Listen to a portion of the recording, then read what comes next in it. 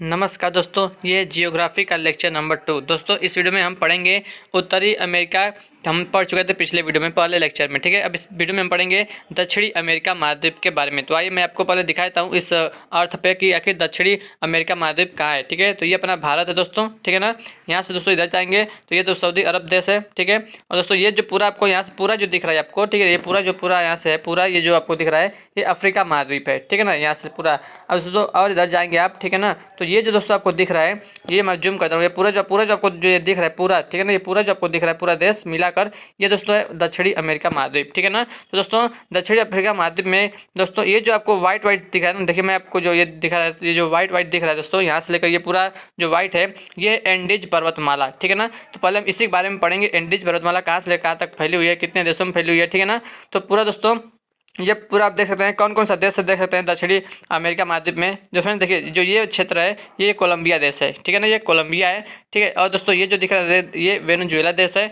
और मैं आपको दिखाता हूँ, ठीक है, ये जो दिख रहा है दोस्तों ये इक्वाडोर है। ठीक है ना, इक्वाडोर है। उसके बाद देखिए ये पेरू है। ठीक है ना, पेरू। उसके बाद मैं आपको दिखाता हूँ, ये देखिए ये बोलीविया देश है, बोलीविया है।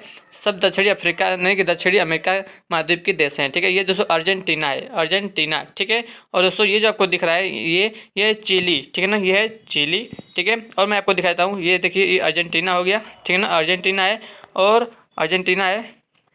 ठीक है, और देखिए ये जो छोटा सा देश है यहाँ पर दिखा था आपको, ये उरुग्वे देश है, उरुग्वे।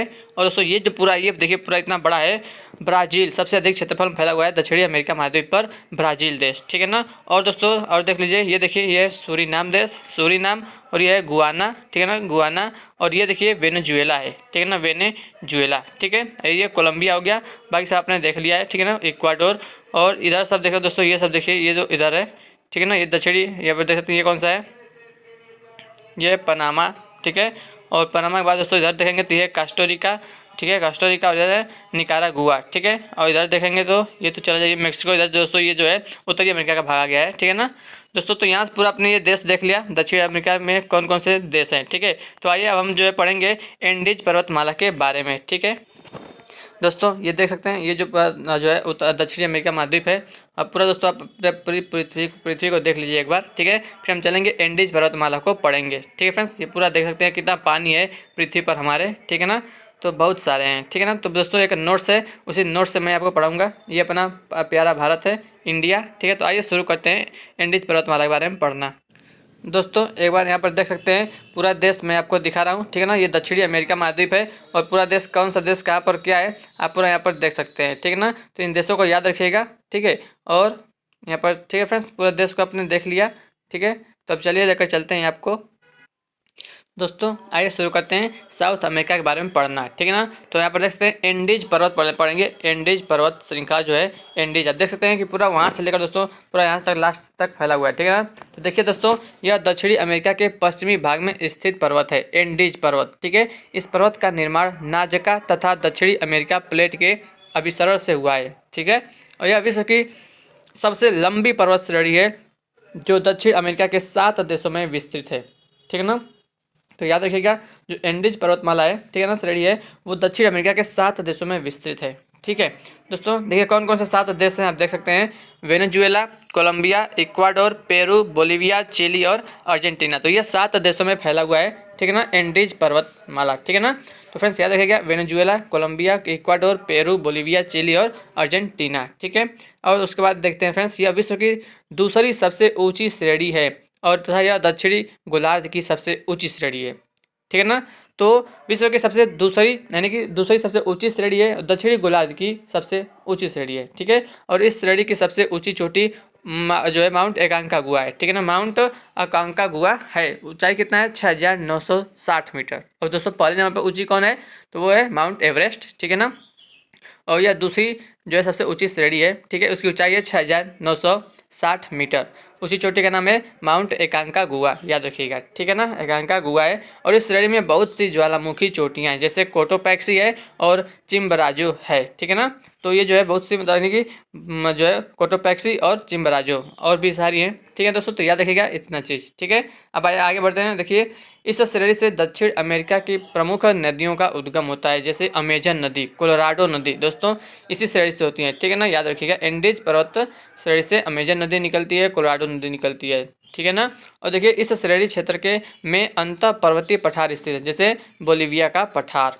और इस श्रेणी क्षेत्र में गहन वनस्पति तथा जैव विविधता पाई जाती है। इस श्रेणी के पूर्वी ढाल पर पाए जाने वाले वनों को मोन्टाना वन कहते हैं। ठीक है, क्या कहते हैं? मोन्टाना वन कहते हैं।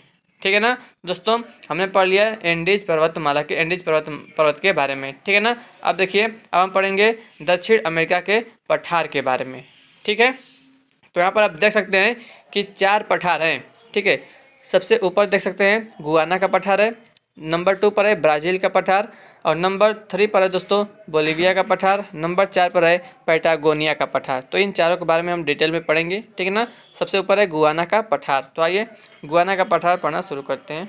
ठीक है, तो गुआना का पठार में यह दक्षिण अमेरिका के उत्तरी भाग में स्थित पठार है। तो यहाँ पर आप देख सकते हैं। ठीक है ना, तो ये जो दक्षिण अमेरिका महाद्वीप है सबसे ऊपर उत्तरी है, तो उत्तर में स्थित है गुआना का पठार। ठीक है, तो यह विश्व के सबसे पुराने भूभागों में से एक है, अतः यह शील्ड का उदाहरण है। यहाँ बहुत से खनिज पाए जाते हैं, बॉक्साइट, सोना, हीरा। ठीक है, और इस पठारी क्षेत्र में ओरिनोको तथा उसकी सहायक नदियाँ जलप्रपात बनाती हैं, जिनका उपयोग जल विद्युत उत्पादन के लिए किया जाता है। ठीक है, और यह पठारी क्षेत्र विषुवत रेखा के पास स्थित है, अतः यहाँ वर्षा वन पाए जाते हैं। ठीक है दोस्तों, अब और देखिए यहाँ बहुत अधिक जैव विविधता भी पाई जाती है, और यह पठार आर्थिक, ऊर्जा सुरक्षा एवं जैव विविधता के लिए महत्वपूर्ण है। ठीक है ना दोस्तों, तो पहला हमने पढ़ लिया गुआना का पठार। ठीक है, यह जो है उत्तरी भाग में स्थित है। ठीक है ना दोस्तों, नंबर 2 पर देखिए है ब्राज़ील का पठार। ठीक है ना, ब्राज़ील का पठार नंबर 2 पर देख सकते हैं आप। ठीक है, अब आइए इसको देख लेते हैं नंबर 2 पर ब्राज़ील के पठार के बारे में। ठीक है, यह ब्राज़ील के लगभग आधे क्षेत्र में फैला हुआ है, यानी कि विस्तृत है पूरा आधे क्षेत्र में।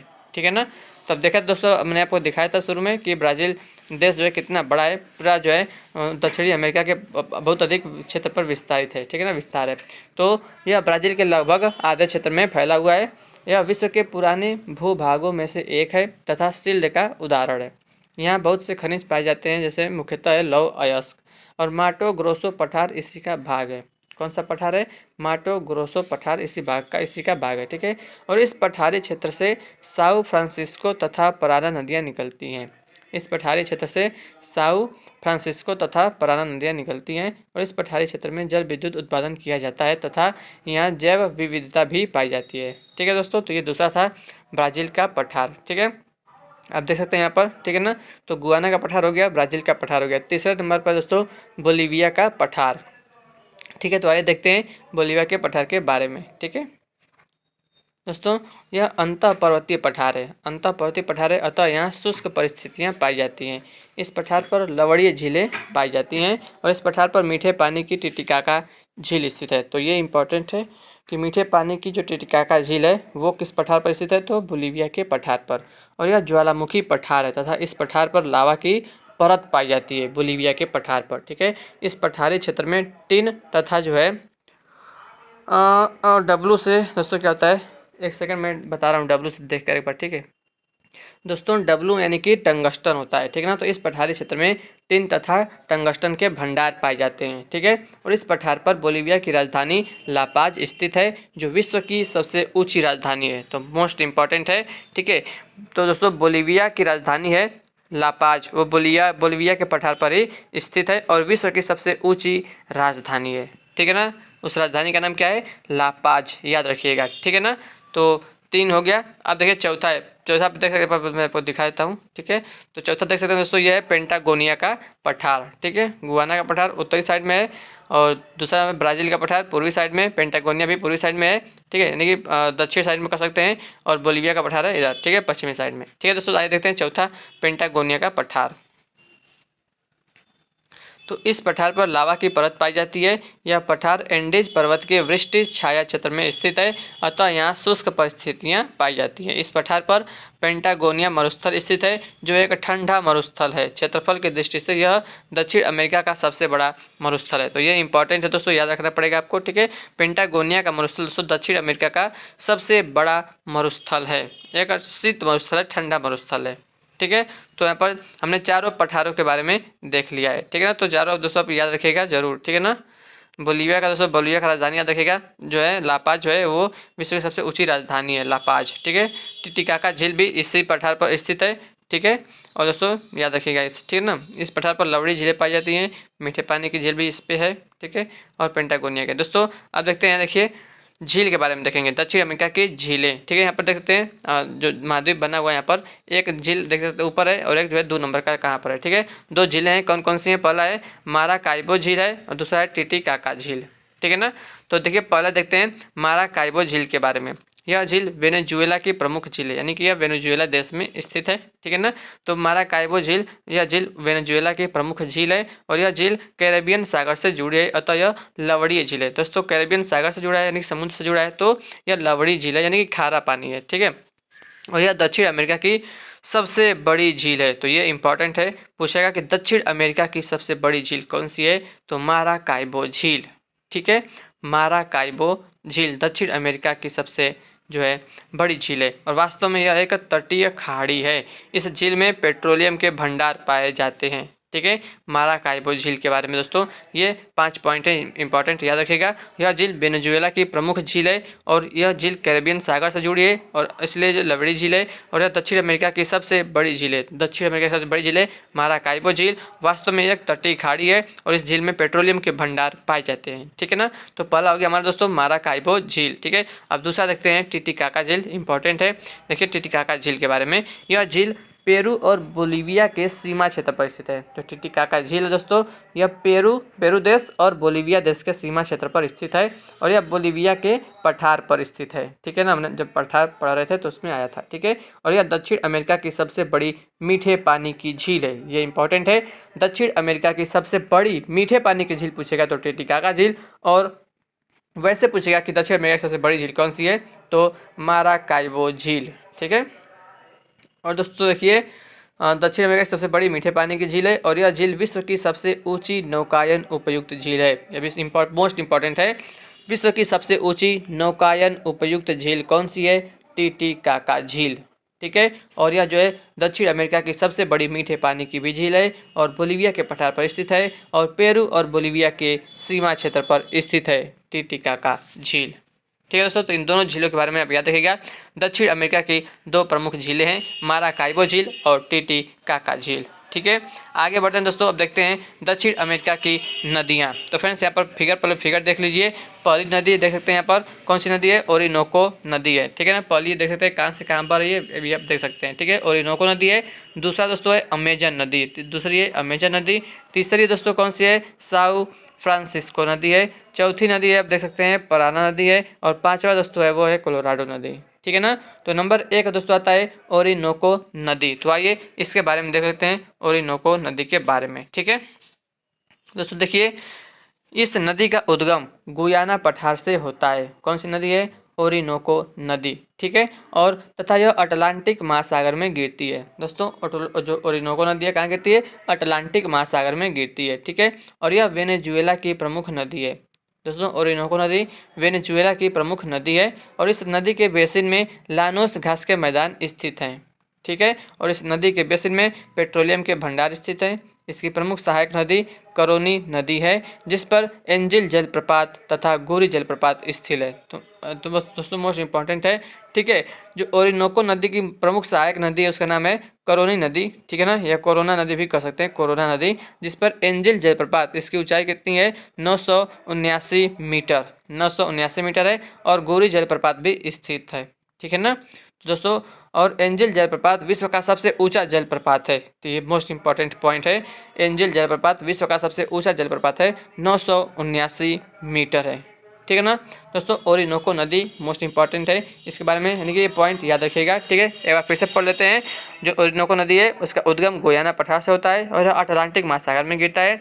ये जो है वेनेजुएला की प्रमुख नदी है और इस नदी के बेसिन में लानूस घास के मैदान पाए जाते हैं और इस नदी के बेसिन में पेट्रोलियम के भंडार स्थित है। ठीक है, और इसकी प्रमुख सहायक नदी है कोरोना नदी या कोरोना नदी, जिस पर एंजिल जलप्रपात है, मोस्ट इंपॉर्टेंट है एंजिल जलप्रपात 979 मीटर और गुरी जलप्रपात भी स्थित है। ठीक है, और एंजिल जलप्रपात विश्व का सबसे ऊंचा जलप्रपात है 979 मीटर। ठीक है, अब दोस्तों अमेजन नदी के बारे में देखेंगे। अब दूसरा नंबर पर है अमेजन नदी। आप देख सकते हैं कैसे कैसे कहाँ से बह रही है। ठीक है ना, तो आइए देखते हैं अमेजन नदी के बारे में। ठीक है दोस्तों, अमेजन नदी का जो उद्गम है वो एंडीज पर्वत से होता है। ठीक है, और यह अटलांटिक महासागर में गिरती है। ठीक है दोस्तों, तो अमेजन नदी भी अटलांटिक महासागर में गिरती है और जो उद्गम होता है वो कहाँ से, एंडीज पर्वत से होता है। यह विश्व की सबसे बड़ी नदी है तथा यह विश्व की दूसरी सबसे लंबी नदी है। दोस्तों, पहले नंबर पर कौन सी नदी है सबसे लंबी, नील नदी, और दूसरे नंबर पर है अमेजन नदी। ठीक है, और दोस्तों यह जो नदी है, ठीक है, विश्व की सबसे बड़ी नदी है। पूछेगा कि विश्व की सबसे बड़ी नदी बताइए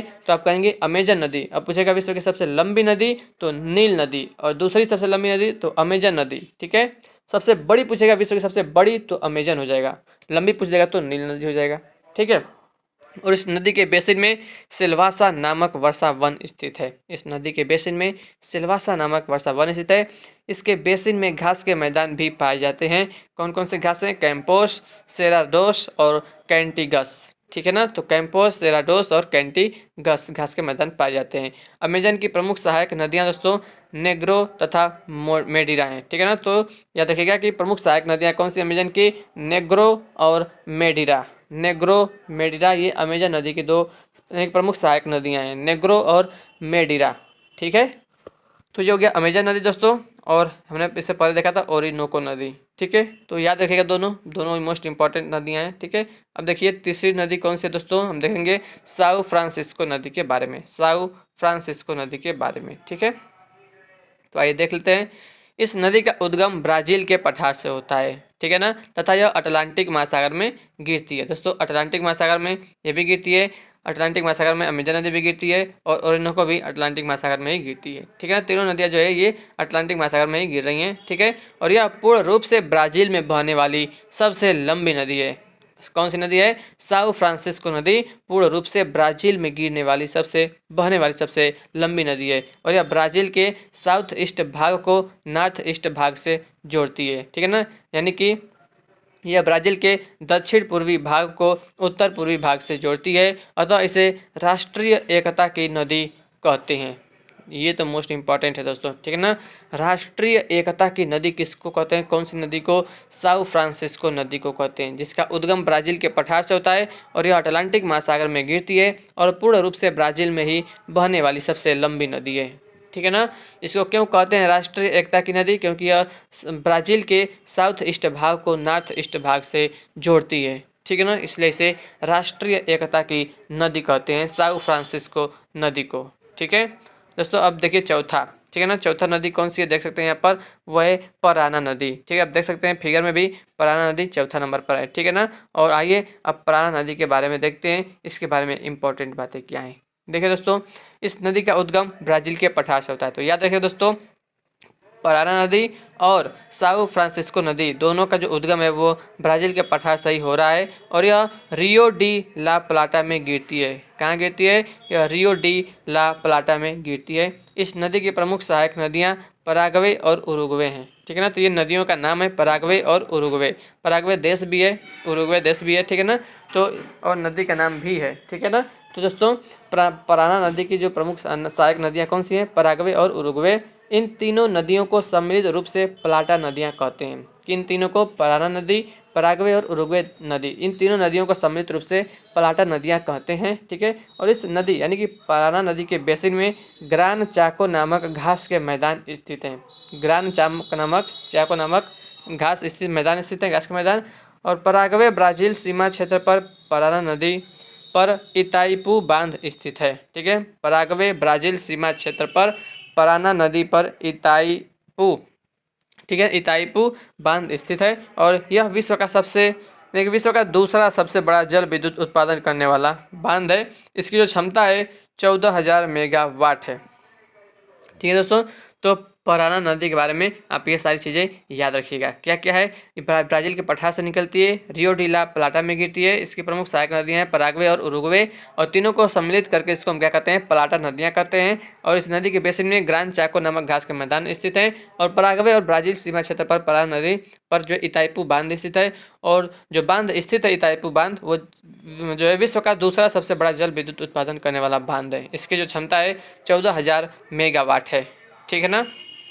अब देखिए, प्लाटा नदियाँ दक्षिण अमेरिका के विभिन्न देशों के बीच अंतर्राष्ट्रीय सीमा बनाती है। ठीक है ना। देखिए कौन कौन सा है।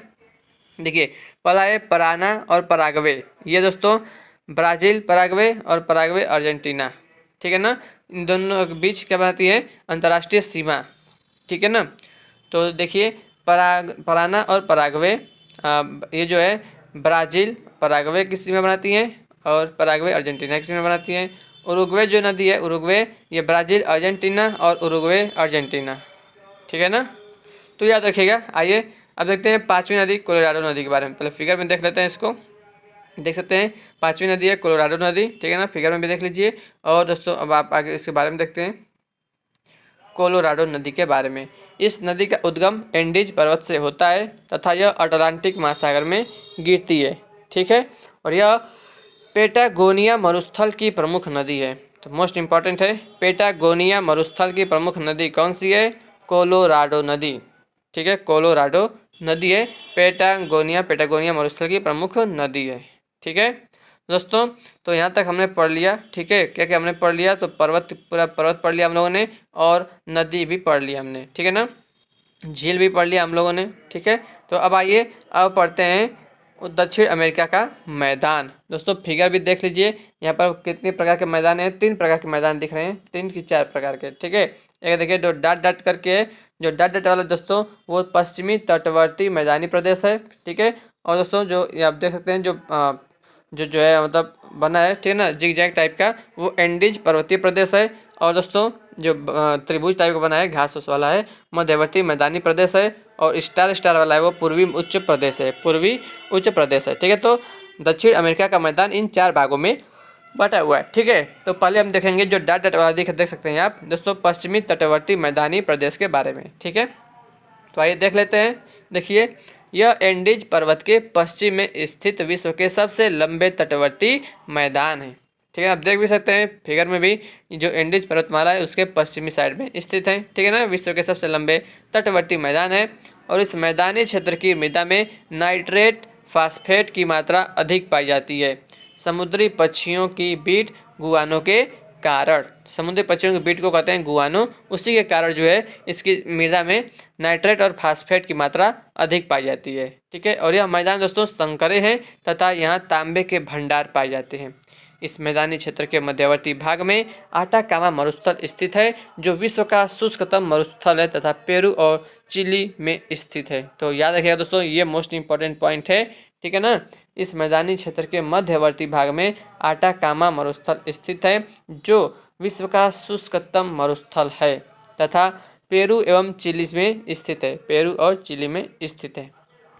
ठीक है, और इस मरुस्थल में विश्व का शुष्कतम स्थान अरिका स्थित है। इसी मरुस्थल में विश्व का शुष्कतम स्थान अरिका स्थित है। ठीक है ना, तो दोस्तों पश्चिमी तटवर्ती मैदान के बारे में ये सारी चीज़ आप याद रखिएगा। ठीक है, तो आइए आगे बढ़ते हैं दोस्तों। आटाकामा मरुस्थल याद रखिएगा। ठीक है ना, विश्व का सबसे शुष्कतम मरुस्थल है आटाकामा का मरुस्थल, और पेरू और चिली देश में स्थित है। ठीक है, और इसी में जो है विश्व का सबसे शुष्कतम स्थान अरिका है, वो भी स्थित है। ठीक है, अब देखते हैं पहला हो गया पश्चिमी तटवर्ती मैदान। अब दोस्तों अब देखेंगे कौन सा देखेंगे, उसके बाद है मध्यवर्ती मैदान। ठीक है ना, तो इसके बाद देख सकते हैं मध्यवर्ती मैदानी प्रदेश के बारे में। आइए देखते हैं। इस मैदानी क्षेत्र का निर्माण ओरिनोको, अमेजन और पराना जैसी नदियों द्वारा हुआ है। इस मैदानी क्षेत्र में उष्णकटिबंधीय घास के मैदान, शीतोष्णकटिबंधीय घास के मैदान तथा वर्षा वन स्थित है। इस क्षेत्र में स्थित वर्षा वन सिलवासा कहलाते हैं। ठीक है, और सिलवासा अमेजन नदी के बेसिन में स्थित है। विश्व की सर्वाधिक जैव विविधता इन्हीं वर्षा वनों में पाई जाती है, अतः इन्हें विश्व के फेफड़े भी कहते हैं। ठीक है, और यहाँ विश्व की सबसे हल्की लकड़ी वाले वृक्ष बालसा पाए जाते हैं। यहाँ विश्व की सबसे हल्की लकड़ी वाले वृक्ष बालसा पाए जाते हैं। बालसा।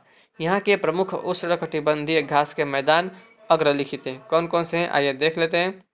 लानोस है, ग्रान चाको, कैंपोस, सैराडोस और कैटिंगस।